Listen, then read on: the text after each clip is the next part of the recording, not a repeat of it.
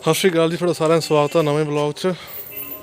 लो जी, आ tyre बह गए तो जमा ही बह गया तो इनू खोलते हैं।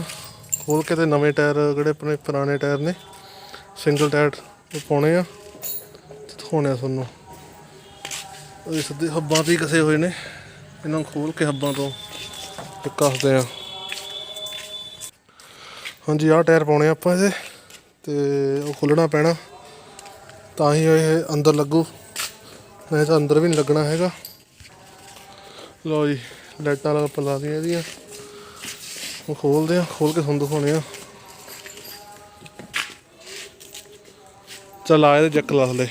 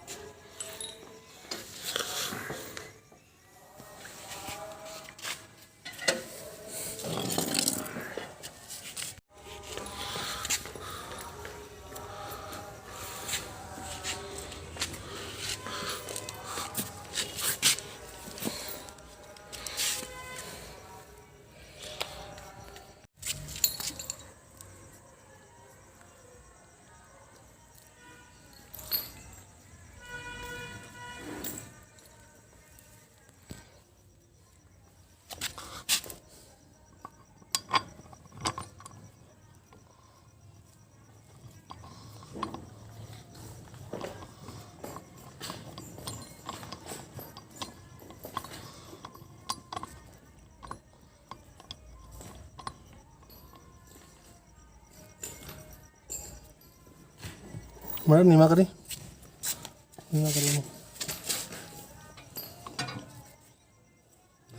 कर कर कर कर कर दे।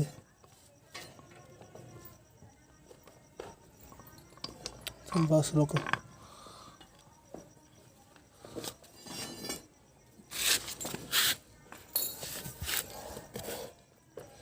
ऊपर चक मैडम, ऊपर चक। लो जी, आह टायर आप बदलता तुम देख सकते हो। तो हम देखो साई करना इधर इधरले टायर का किड्डा तो किड्डा ट्रैक्टर ठेडा होया वे एक पासे नूं। चलो हम आ भी चेंज कर दीए, फिर हम दिखाने अगे कंप्लीट।